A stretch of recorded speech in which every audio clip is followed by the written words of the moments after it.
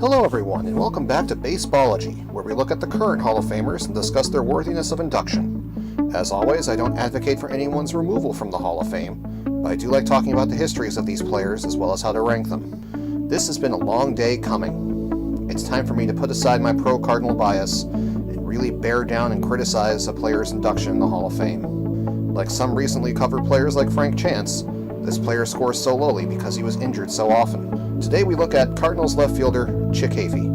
Hafey played in parts of 13 seasons for the Cardinals and Reds from 1924 until 1937. He slashed an impressive .317, .372, .526, which was good for a WRC plus of 132. He collected over 1,400 hits in his career, with 341 doubles and 164 homers.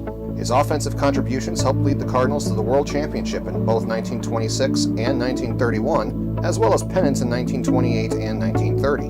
When he was on the field, Hafey was a very good hitter and displayed a decent amount of power. One interesting thing was, despite Hafey's good offensive profile, he didn't generate a lot of runs offensively, driving in only 800 and scoring only about 700 in his career. He topped 100 3 times in each stat, from 1928 until 1930.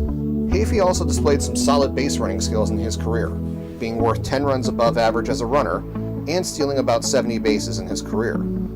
In the field, Hafey was praised for his arm strength, which he used to collect over 100 career assists, despite not displaying great range and being worth -8 fielding runs in his career. So it looks like Hafey could do a lot of everything, and even some things extremely well, like hitting for power. So why does he rank so lowly in a study like this? Well, there's a key stat for Hafey that shows exactly why. Let's put it up there. Yep, in 13 seasons he only played in 1,283 games. That limits not only the stats he was able to accumulate, but also limits his value to the game because he wasn't on the field enough. In his career, Hafey only managed to play in 100 or more games 7 times, with 2 of those seasons being above 140, and another 2 being above 130.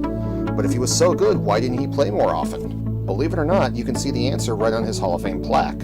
See those glasses on his face? Hafey didn't wear those because he was a nerd. He wore them because his eyesight was blurry after an injury to his sinuses. How did he get that injury? The same way Frank Chance got his injury, being hit in the head with a pitch. In 1926, he received corrective surgery for the damage to his sinuses, and he would continue to suffer problems from his injuries throughout most of his career. However, after being sent to the Reds, Hafey seemed to put those problems behind him in 1933 and 34, as he played in more than 140 games each season. Unfortunately, in 1935, he developed a bad case of the flu, which limited him to only 15 games. He sat out in 1936 and attempted a comeback in 1937, which produced middling results. Hafey wanted to keep playing, but contract issues surfaced with the Reds front office, and Hafey never played in the big leagues again. Hafey never received much traction from the BBWAA for the Hall of Fame, but was the beneficiary of the Frisch and Terry Coalition from the Veterans Committee, and gained induction in 1971. Hafey did display some dominance, especially early in his career, but his injuries prevented him from sustaining that dominance to make him truly Hall of Fame worthy. Baseball history is littered with players that had brief periods of dominance that couldn't be maintained due to injuries or other issues, and it's sad. But the Hall of Fame needs to be reserved for players who had long stretches of dominance, and Chick Hafey just does not hold up well to the rest of the Hall of Famers. He was a very good player, but one who just didn't play enough. Hey, thanks for watching today's video on Chick Hafey. What do you guys think about his selection? Was his early career worthy enough that we can overlook his injuries? Let me know what you think in the comments below. If you liked what you saw, please click the like and subscribe buttons so you can get updates on the next video. Here's your hint for tomorrow's video. This former third baseman would become a beloved announcer for the Detroit Tigers. That's it for this time, and I'll see you next time.